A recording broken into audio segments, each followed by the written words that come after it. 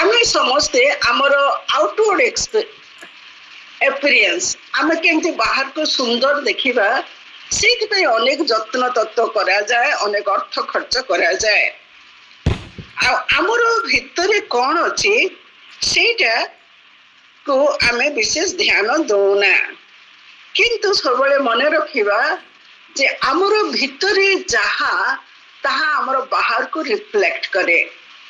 ଆମେ ଯେତେ ପ୍ରସାଧନ ଲଗାଉ, ଯେତେ ସୁନ୍ଦର ବସ୍ତ୍ର ପିନ୍ଧୁ, ଆମର ଭିତରର ଜୀବନ, ଆମର ଅନ୍ତରରେ କ'ଣ ଅଛି ତାହା ଆମ ଜୀବନରେ ପ୍ରକାଶ ପାଏ।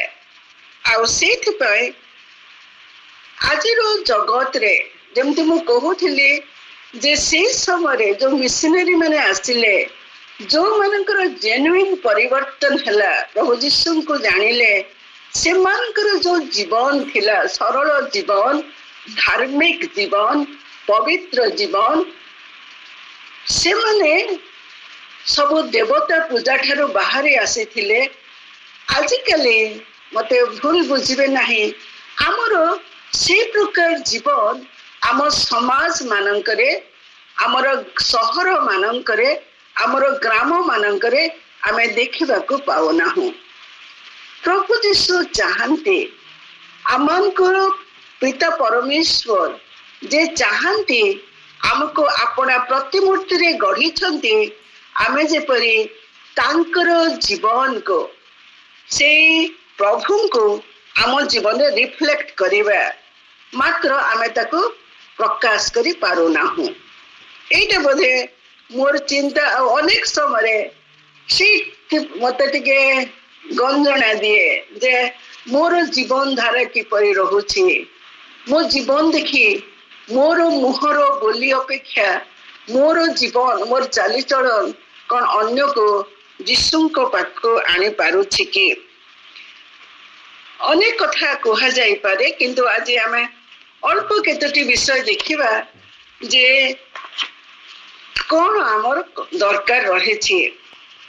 ମାଥ୍ୟୁ ତାର 15 ପର୍ବ 21 ପଦ ମୁଁ ବାହାର କରିଛି, ତାକୁ ପଢୁଛି କେତେଟା ପଦ। 21 ପଦରେ ଲେଖାଯାଉଛି, ଯୀଶୁ ସେହି ସ୍ଥାନରୁ ଅନ୍ତର ହୋଇ ସୋର ଓ ସିଦୋନ ଅଞ୍ଚଳକୁ ପ୍ରସ୍ଥାନ କଲେ। ଆଉ ଦେଖ, ସେହି ସୀମାରୁ ଜଣେ କିଣାଣିଆ ସ୍ତ୍ରୀ ଆସି ଉଚ୍ଚ ସ୍ୱରରେ କହିବାକୁ ଲାଗିଲା, ହେ ପ୍ରଭୁ ଦାଉଦ ସନ୍ତାନ, ମତେ ଦୟା କରନ୍ତୁ, ମୋର ଝିଅଟିକୁ ଅତି ଭୟଙ୍କର ଭାବରେ ଭୂତ ଲାଗିଅଛି। କିନ୍ତୁ ସେ ତାହାକୁ ପଦେ ହେଲେ ଉତ୍ତର ଦେଲେ ନାହିଁ। ଆଉ ତାହାଙ୍କ ଶିଷ୍ୟମାନେ ଆସି ତାହାଙ୍କୁ ଅନୁରୋଧ କରି କହିବାକୁ ଲାଗିଲେ, ଏହାକୁ ବିଦାୟ କରନ୍ତୁ, କାରଣ ଆମମାନଙ୍କର ପଛେ ପଛେ ଚିତ୍କାର କରୁଅଛି। ଆମେ ଜାଣିଛୁ ପ୍ରଭୁ ଯୀଶୁ ଖ୍ରୀଷ୍ଟ ତାଙ୍କର କାର୍ଯ୍ୟ ନିମନ୍ତେ 12 ଜଣ ଶିଷ୍ୟଙ୍କୁ ମନୋନୟନ କଲେ। ସେମାନେ ଯୀଶୁଙ୍କ ସଙ୍ଗରେ ରହୁଥିଲେ, ଯୀଶୁଙ୍କର ଶିକ୍ଷା ସବୁଦିନ ଶୁଣୁଥିଲେ, ଯୀଶୁ ଯେ ଆଶ୍ଚର୍ଯ୍ୟ କାମ କରୁଛନ୍ତି ତାକୁ ମଧ୍ୟ ଦେଖୁଥିଲେ। ଆଉ ଏଇ ଆଜିର ଯୋଉ ପାଠ ଆମେ ପଢୁଛୁ ପ୍ରଭୁଙ୍କ ବାକ୍ୟରୁ, ସେଇଠି ଆମେ ଦେଖୁଛୁ ଯେ ଜଣେ ସ୍ତ୍ରୀ ଲୋକ ଆସୁଛି, ଆଉ ସେ ଅତି ବିକଳ ହେଇକି କେଜାଣି କହୁଛି ଯେ ମତେ ଦୟା କରନ୍ତୁ, ମୋର ଝିଅଟିକୁ ଅତ୍ୟନ୍ତ ଭୟଙ୍କର ଭାବରେ ଭୂତ ଲାଗିଅଛି। ସେ ଅତି ବ୍ୟାକୁଳ ହେଇ କହିଥିବ, ଶୁଣିଛି ପ୍ରଭୁ ଯୀଶୁ ରୋଗ ସୁସ୍ଥ କରନ୍ତି, କେତେ ଆଶ୍ଚର୍ଯ୍ୟ କର୍ମ କରିଛନ୍ତି, ଆଉ ସେ ଭରସାରେ ସେ ଆସି କହୁଛି ଯେ ହେ ପ୍ରଭୁ ଯୀଶୁ, ମୋ ଝିଅକୁ ଦୟା କରନ୍ତୁ, ମୋ ଝିଅକୁ ଦୟା କରନ୍ତୁ। ଆଉ ଏଇଠି ଆମେ ଦେଖୁଛୁ ଯେ ସେ କ'ଣ କରୁଛନ୍ତି, ସେ ତାହାକୁ ପଦେ ହେଲେ ଉତ୍ତର ଦେଲେ ନାହିଁ। ସେ ତାହାକୁ ପଦେ ହେଲେ ଉତ୍ତର ଦେଲେ ନାହିଁ। ଆଉ ଶିଷ୍ୟମାନେ ତାଙ୍କ ସାଙ୍ଗରେ ଅଛନ୍ତି। ଶିଷ୍ୟମାନେ ଅନେକ ଥର ଦେଖିଛନ୍ତି ଯେ ଯୀଶୁ ରୋଗ ସୁସ୍ଥ କରୁଛନ୍ତି, ଯୀଶୁ ଆଶ୍ଚର୍ଯ୍ୟ କର୍ମ ସାଧନ କରୁଛନ୍ତି, ଯୀଶୁ ଦୟାରେ ବିଗଳିତ ହେବା ପରମେଶ୍ୱର। ଆଉ ଯେତେବେଳେ ଯୀଶୁ ନୀରବ ରହିଛନ୍ତି କେଜାଣି ସେମାନେ ଆସି କହିଥାନ୍ତେ ସେ ବହୁତ ଚିତ୍କାର କରୁଛି, କେତେବେଳଠୁ ଆମ ପଛେ ପଛେ ଗୋଡଉଛି, ଚିତ୍କାର କରୁଛି, ମାନେ ସେ ଆସ୍ତେ କହୁନାହିଁ, ସେ ଜୋରରେ କହୁଛି ଯେମିତି ସେମାନେ ଶୁଣିପାରିବେ, ଯୀଶୁ ଶୁଣିପାରିବେ। ଆଉ ଯୀଶୁ ନୀରବ ଅଛନ୍ତି। ଆଉ ଶିଶୁମାନେ ଆସିକି ଯୀଶୁ କହୁଛନ୍ତି ଏହାକୁ ଶୀଘ୍ର ବିଦାୟ କରନ୍ତୁ, କାରଣ ଏମାନଙ୍କ ପଛେ ପଛେ ଚିତ୍କାର କରୁଅଛି। କହୁଛନ୍ତି ଯେ ସେ ଇଜ ଡିଷ୍ଟର୍ବିଂ ଅସ୍, ସେ ଆମ ପଛେ ପଛେ କାହିଁ ଏତେ ପାଟି କରୁଛି, ବେକାର ସ୍ତ୍ରୀ ଲୋକଟିଏ, ତାକୁ ବିଦାୟ କରିଦିଅନ୍ତୁ। ଏଇଠି ଆମେ ଦେଖିବା ଶିଷ୍ୟମାନଙ୍କର ମନୋଭାବ। ପ୍ରଭୁ ଯୀଶୁ ସେମାନଙ୍କୁ କହିଲେ ମୁଁ ତୁମମାନଙ୍କୁ ଆହ୍ୱାନ କରିଛି, ତୁମେ ମୋର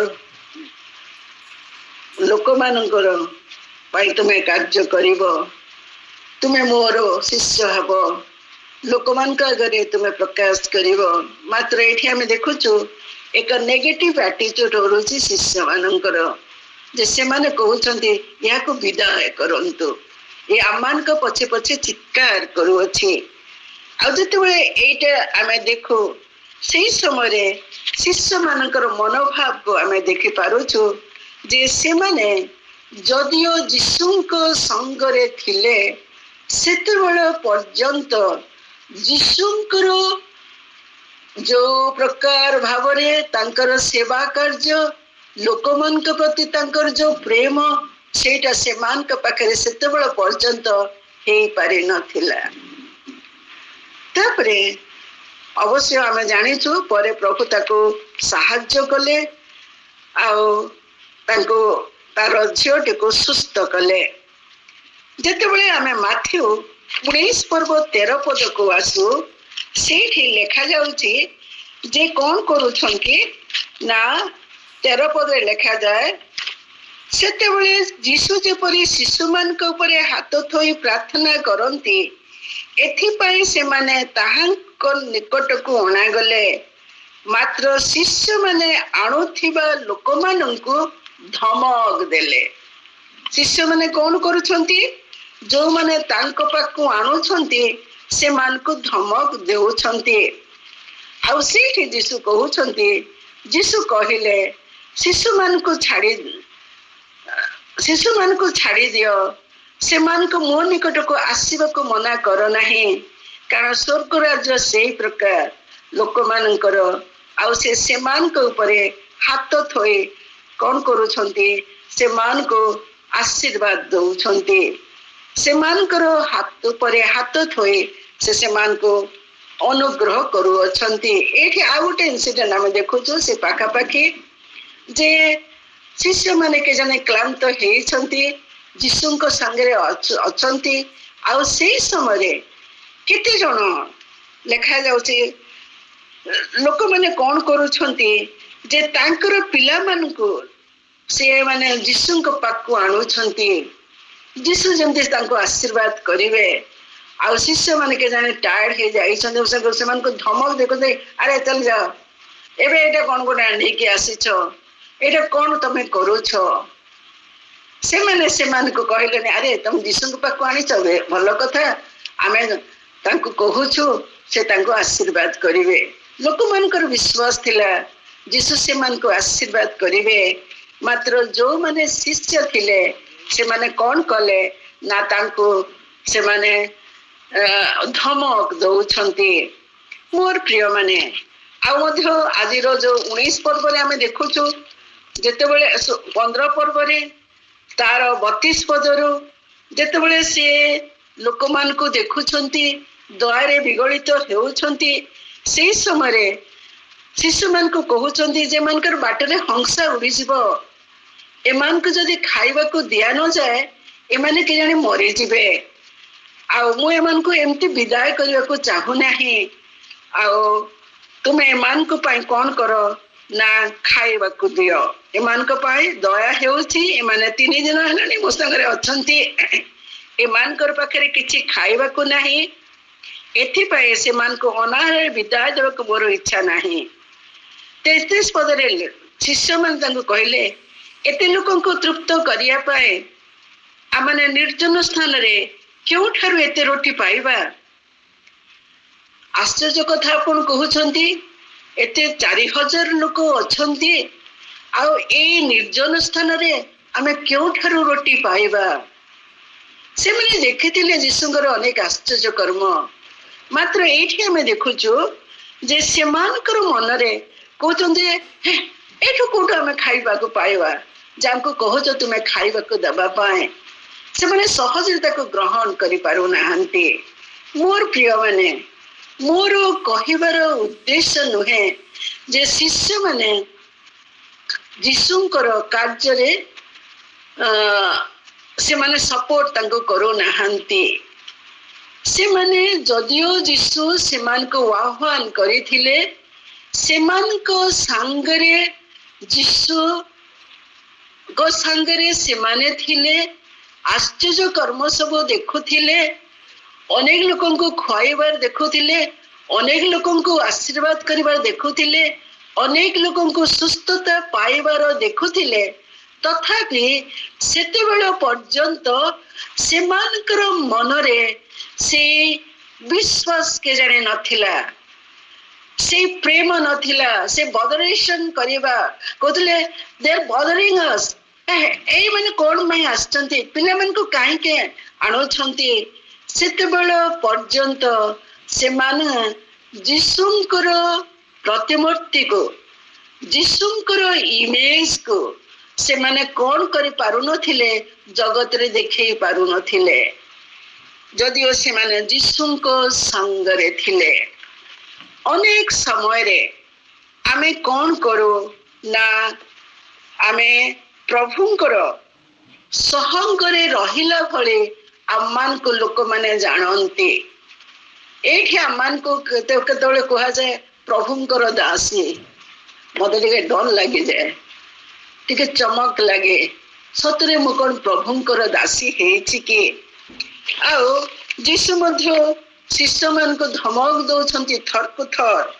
ମାଥ୍ୟୁ 18:6 କହୁଛନ୍ତି ଯେ କେହି ଯଦି ପିଲାମାନଙ୍କର ବିଘ୍ନର କାରଣ ହୁଏ, ତାର ବେକରେ ଚକି ପଥର ଦେଇ ତାକୁ ଅଗାଧ ସମୁଦ୍ରରେ ପକା ଯାଇଥିଲେ ତା ପାଇଁ ଭଲ ହେଇଥାନ୍ତା।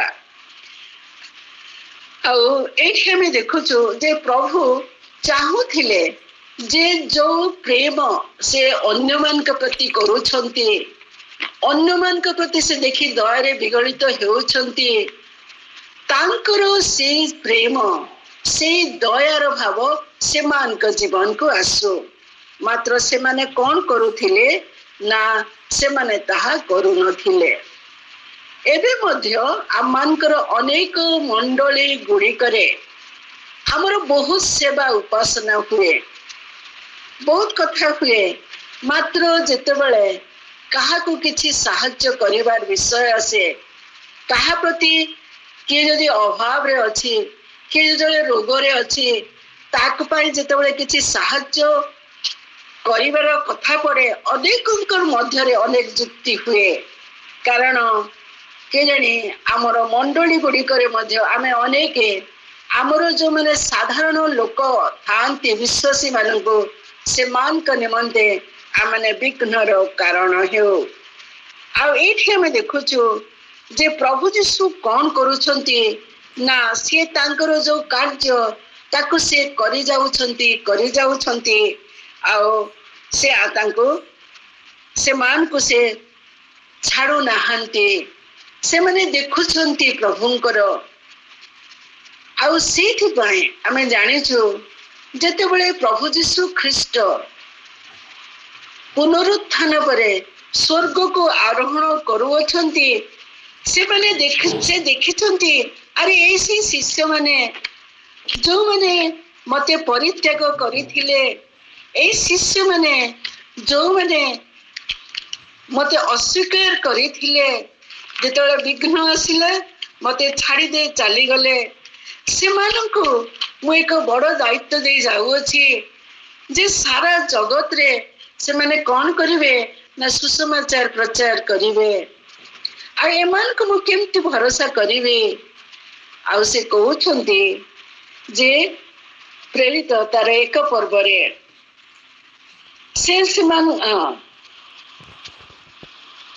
8 ପଦରେ ଅଛି, କିନ୍ତୁ ପବିତ୍ର ଆତ୍ମା ତୁମମାନଙ୍କ ଉପରେ ଅବତୀର୍ଣ୍ଣ ହୁଅନ୍ତେ ତୁମାନେ ଶକ୍ତି ପ୍ରାପ୍ତ ହବ, ଆଉ ଜେରୁସାଲେମ ସମସ୍ତ ଜିହୁଦା ପ୍ରଦେଶ ସମୀରଣ ପୁଣି ପୃଥିବୀର ପ୍ରାନ୍ତ ପର୍ଯ୍ୟନ୍ତ ସୁଦ୍ଧା ମୋର ସାକ୍ଷୀ ହବ। ତୁମର ଆବଶ୍ୟକତା ରହିଛି, ମୁଁ ତମ ସାଙ୍ଗରେ ଥିଲି, ତମକୁ ପ୍ରୋଟେକ୍ଟ କରୁଥିଲି, ତମକୁ ଶିକ୍ଷା ଦଉଥିଲି, ତମକୁ ତମର ସହବର୍ତ୍ତୀ ମୁଁ ଥିଲି, ମାତ୍ର ମୁଁ ଦେଖିଛି ତମମାନଙ୍କ ଜୀବନ, ଆଉ ସେଇଥିପାଇଁ ମୁଁ ଯାଉଛି, ଆଉ ତୁମେ କଣ କରିବ? ଅପେକ୍ଷା କରିବ, ଆଉ ଯେତେବେଳେ ପବିତ୍ର ଆତ୍ମା ଆସିବେ ତୁମ ଜୀବନକୁ, ସେଇ ସମୟରେ ତୁମାନେ ଶକ୍ତି ପ୍ରାପ୍ତ ହବ। ମୋର ପ୍ରିୟ ମାନେ, ଆମେ ସମସ୍ତେ ଜାଣିଛୁ ଯେ ସେମାନେ ପ୍ରଭୁ ଯୀଶୁଙ୍କର ସେଇ କଥାକୁ ଶୁଣିଥିଲେ, କାରଣ ସେତେବେଳେ ସମସ୍ତେ ଦେଖୁଥିଲେ, ସେ ଶିଷ୍ୟମାନଙ୍କୁ କହୁଥିଲେ ଏମାନେ ଯୀଶୁଙ୍କ ସଙ୍ଗରେ ଥିଲେ, ଯୀଶୁଙ୍କ ସଙ୍ଗରେ ଥିଲେ। ଯୀଶୁଙ୍କ ସଙ୍ଗରେ ଥିଲେ ସିନା ଯୀଶୁଙ୍କର ଯୋଉ ଶକ୍ତି ତାହା ସେମାନଙ୍କ ପାଖରେ ନଥିଲା। ଯୀଶୁ ସେମାନଙ୍କୁ କହିଲେ ତୁମେ ଅପେକ୍ଷା କରିବ, ଆଉ ଯେତେବେଳେ ପବିତ୍ର ଆତ୍ମା ତୁମମାନଙ୍କ ପାଖକୁ ଆସିବେ ସେଇ ସମୟରେ ତୁମେ ଶକ୍ତି ପ୍ରାପ୍ତ ହବ, ତାପରେ ତୁମେ ମୋର ସାକ୍ଷୀ ହବ। ମୋର ପ୍ରିୟ ମାନେ, ଆମେ କି ଜାଣି ଯୀଶୁଙ୍କ ସଙ୍ଗରେ ରହିବା ଲୋକ ଭଳି ଦେଖାଯାଉ, ମାତ୍ର ଅନେକ ସମୟରେ ଆମର ଜୀବନରେ ତାହା ଆମେ ପ୍ରକାଶ କରିପାରୁନା, ଫଳପ୍ରଦ ହେଇପାରୁନା ପାରେନା। ଆମର ମିନିଷ୍ଟ୍ରି, ଆମର ଜୀବନରେ ଆମେ ଯୀଶୁଙ୍କୁ ପ୍ରକାଶ କରିବା ପାଇଁ ଅକ୍ଷମ ହେଇଥାଉ। ଆଉ ଆମେ ଜାଣିଛୁ ଯେତେବେଳେ 10 ଦିନ ପରେ ପବିତ୍ର ଆତ୍ମା ଆସିଲେ ସେମାନଙ୍କର ଜୀବନର ସମ୍ପୂର୍ଣ୍ଣ ପରିବର୍ତ୍ତନ ଆସିଗଲା। ଲୋକମାନଙ୍କୁ ସେମାନେ ଆଚମ୍ବିତ କରିଦେଲେ। ଲୋକମାନେ କହୁଛନ୍ତି, ଆରେ ଏମାନେ କଣ ସେ ଗାଲିଲୀୟ ଲୋକମାନେ ନୁହନ୍ତି? ଏମାନେ କେମିତି ଆମର ଜନ୍ମଭୂମିର କଥା କହୁଛନ୍ତି? ଏମାନଙ୍କ ଠାରୁ ଆମେ କେମିତି ଈଶ୍ୱରଙ୍କ ମହତ୍ ମହତ୍ କର୍ମର କଥା ଶୁଣୁଅଛୁ? ଆମମାନଙ୍କର ମଧ୍ୟରେ ଯୋଉ ମିଶନାରୀ ମାନେ ଆସିଥିଲେ, ଯୋଉମାନେ ପ୍ରଭୁଙ୍କର ବାକ୍ୟ ଆମମାନଙ୍କୁ ଦେଲେ, ସେମାନେ ସାଧାରଣ ଲୋକ ଥିଲେ, କିନ୍ତୁ ଈଶ୍ୱରଙ୍କର ଶକ୍ତି, ଈଶ୍ୱରଙ୍କର ସାମର୍ଥ୍ୟ ସେମାନଙ୍କ ପାଖରେ ଥିଲା। ଆଉ ସେମାନେ ଯେତେବେଳେ ବାକ୍ୟ ଦେଉଥିଲେ ସେଇ ସମୟରେ ଲୋକମାନଙ୍କର ଏକ ଜେନ୍ୟୁଇନ୍ ରିପେଣ୍ଟାନ୍ସ ଆସୁଥିଲା, ମନ ପରିବର୍ତ୍ତନ ସେମାନେ କରୁଥିଲେ, ପାପ ପାଇଁ ଖେଦ କରୁଥିଲେ, ପାପ କ୍ଷମାର ଅନୁଭବ ପାଉଥିଲେ, ପରିତ୍ରାଣ ପାଉଥିଲେ, ଆଉ ସେମାନେ ପବିତ୍ର ଆତ୍ମାଙ୍କ ଶକ୍ତି ପାଇ ତାକୁ ଜଗତରେ ପ୍ରକାଶ କରୁଥିଲେ। ଆଉ ଯେତେବେଳେ ଅନ୍ୟମାନେ ସେମାନଙ୍କୁ ଦେଖୁଥିଲେ ସେମାନେ କହୁଥିଲେ ଏମାନେ ଭିନ୍ନ ଲୋକ ବୋଲି, ଏମାନଙ୍କର ଜୀବନର ପରିବର୍ତ୍ତନ ଆସିଛି। ଆଉ ଅନେକ କଷ୍ଟ ସହ୍ୟ କରୁଥିଲେ ସେମାନେ, କାରଣ ସେମାନେ ତାହା ଅନୁଭବ କରିଥିଲେ, ତାହା ଜାଣିଥିଲେ ସେଇ ପବିତ୍ର ଆତ୍ମାଙ୍କର ଶକ୍ତି ସେମାନଙ୍କ ପାଖରେ ଥିଲା। ଆଜି ଯଦି ଆମ ଜୀବନକୁ ଆମେ ଦେଖିବା, ଆମ ଜୀବନ କଣ ସେଇ ପ୍ରକାର ଫ୍ରୁଟଫୁଲ ହେଇପାରିଛି କି? ନା ଆମେ ବି କେଜାଣି ଯୀଶୁଙ୍କ ସଙ୍ଗରେ ରହିଲା ଭଳି କରୁଛୁ ସିନା, ହେଲେ ଆମର ବାକ୍ୟ, ଆମମାନଙ୍କର ଚାଲିଚଳନ, ଆମର କାର୍ଯ୍ୟ ସମ୍ପୂର୍ଣ୍ଣ ଭାବରେ ଓଲଟା ରହିଛି। ଆଜିର ଜଗତ ଦେଖିବାକୁ ଚାହୁଁଛି ସେ ଈଶ୍ୱରଙ୍କର ପ୍ରେମକୁ, ଈଶ୍ୱରଙ୍କର ଦୟାକୁ ଆମ ଜୀବନରେ। ଆମେ ଜାଣିଛୁ ଯେତେବେଳେ ପ୍ରଭୁ ଈଶ୍ୱର ମନୁଷ୍ୟକୁ ସୃଷ୍ଟି କଲେ, ସେ ଆପଣା ପ୍ରତିମୂର୍ତ୍ତିରେ ତାହାକୁ ସୃଷ୍ଟି କଲେ, ତାଙ୍କର ନିଜ ପ୍ରତିମୂର୍ତ୍ତିରେ, ଯେପରି ସେମାନେ ତାଙ୍କର ସେଇ ପ୍ରତିମୂର୍ତ୍ତିକୁ ଜଗତରେ ପ୍ରକାଶ କରିବେ। ଆଉ ସେଇ ସୃଷ୍ଟିର ସମୟରେ ଆମେ ଜାଣିଛୁ ଯେ ପ୍ରତ୍ୟେକ ସୃଷ୍ଟି ପରେ ସେ କହିଲେ ଆଉ ଏହା ଉତ୍ତମ ଦେଖାଗଲା, it is good, it was good. ଆଉ ପ୍ରଭୁ ଯେତେବେଳେ ଆମମାନଙ୍କୁ ତାଙ୍କର ନିଜ ପ୍ରତିମୂର୍ତ୍ତିରେ ସୃଷ୍ଟି କରି ଅଛନ୍ତି, इट वाज गुड ताहा उत्तम मते आ से आमान को जीवन रे मध्य से उत्तमता प्रकाश करिया पाए चाहंती आमे कौन आम जीवन रे प्रभुंकर से उत्तमता को प्रकाश करी तांकर नाम को गौरव करुछु ना आम जीवन रे प्रभुकर से पवित्रता से उत्तमता प्रकाश न करी आम जीवन रे छलना विभाजन सबू रही आमानकर मंडली गुड़ी को आमानकर जीवन को एक अन्य आड़े गति करी नौछि मोर प्रिय माने से समय मध्य मंडली मानकर विभाजन थिला शिष्य माने प्रेरित माने से माने अति जत्न रे से मान को संखळ थिले आ मंडली बढ़ी चली थिला आ आजी आमे प्रभु चाहंती जे आम जीवन रे आमे प्रभु को देखे परिबा जेपरि प्रभु आम जीवन रे गौरव पाइबे महिमा पाइबे प्रभु जीशु जेतेबेले कार्य करुथिले से 15 पर्व को जेतेबेले आमे देखु जे ताहा लोक मान को आश्चर्यजनित करुथिला से अनेक लोगों को सुस्थ करुथिले आ लोक माने ताहा देखि चमत्कृत हेउथिले जेतेबेले शिष्य मानकर जीवन मान को देखु आमे प्रेरित मानकर कार्यर विवरण को पढ़ू शिष्य माने कि प्रकार भावरे विभिन्न अंचल को गले आ लोक माने से कार्य देखि चमत्कृत हेउथिले आश्चर्य कार्य साधन होउथिला आज आम जीवन गुड़ी को देखि लोक माने कौन चमत्कृत हे आमर प्रभु जीशुंकर विषय जानती कि तांको देखंती कि आम जीवन रे आमको जो आमर के जाने स्पोकन वर्ड सेटा के पावरफुल हे पारे मध्य माने मात्र आमर स्पोकन वर्ड थारो आमर लिविंग लाइफ मोर इम्पोर्टेंट आम केमती जीवन यापन करूछु शिष्य माने से दिन पवित्र आत्मांकर आसिला परे परे से मान को जीवन को से माने एक परिवर्तित जीवन काटिले से मान को जीवन रे प्रभु जीशु प्रकाश पाइले प्रथम जेतले आमे देखुछु से सुंदर द्वार निकट रे से समय कौन हेछि ना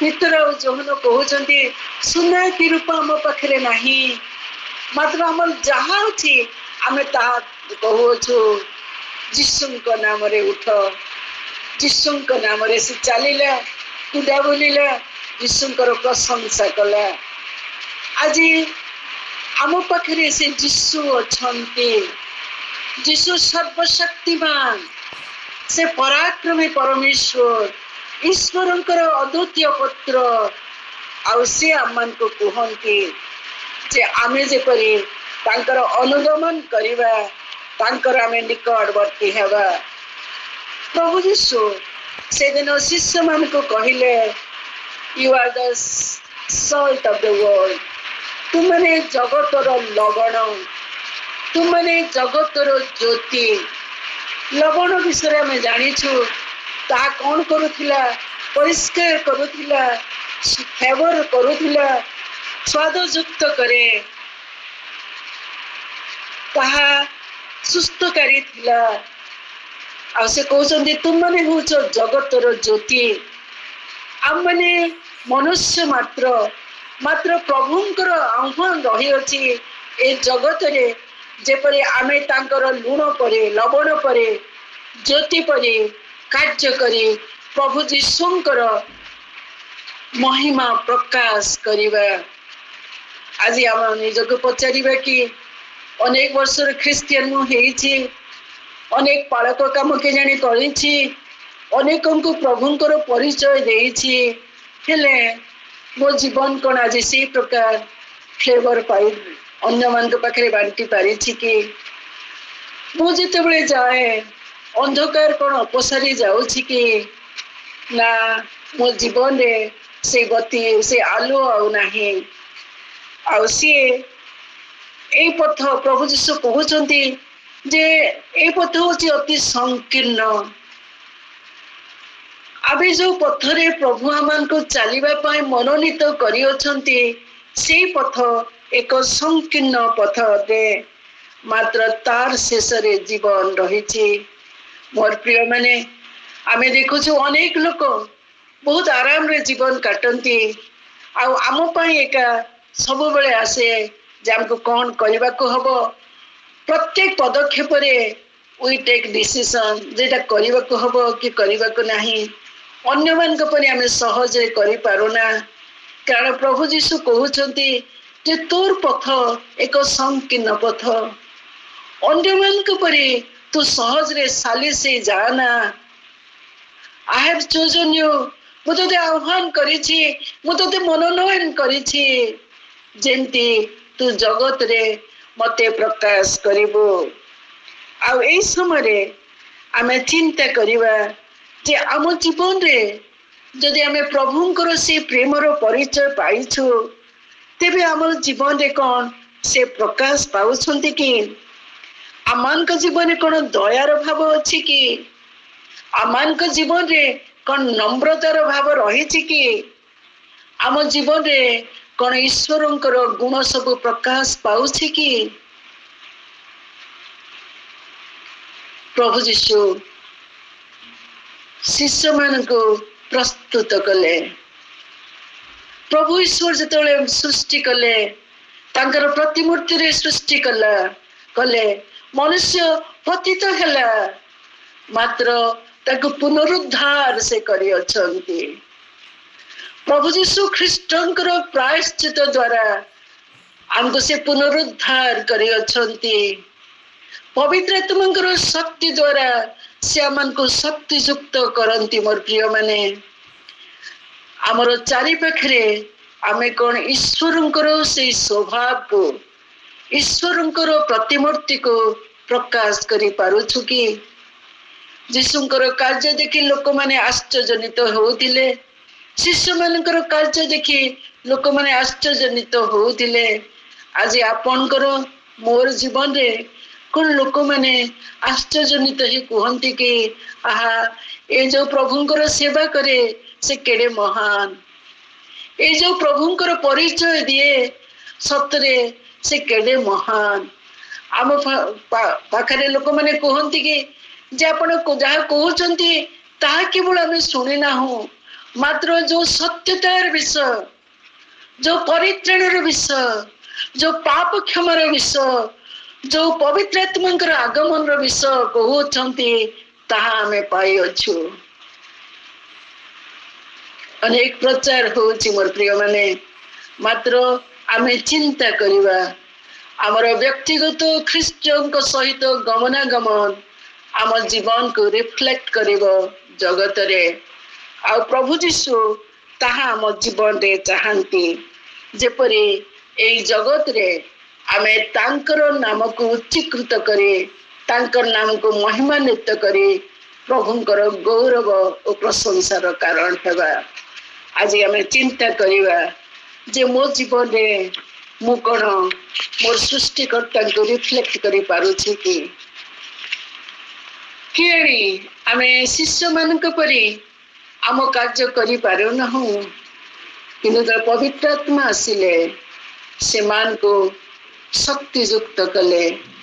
आज मध्य से पवित्र आत्मांकर शक्ति आम पाई रही अछि। शिष्य माने कौन कले? से माने 10 दिन धरी अपेक्षा रे रहिले। हमर कौन से समय रही कि आज अपेक्षा करिवा? हे पवित्र आत्मा तुम्हें मो जीवन को आस, तुम्हें मत संपूर्ण नूतन कर दियो प्रभु। पड़े मो जीवन रे तुम्हें गौरव, तुम्हें महिमा पाओ प्रभु। ये अल्प चिंता रे हम प्रत्येक को आशीर्वाद करंतु। आमीन। Thank you sister.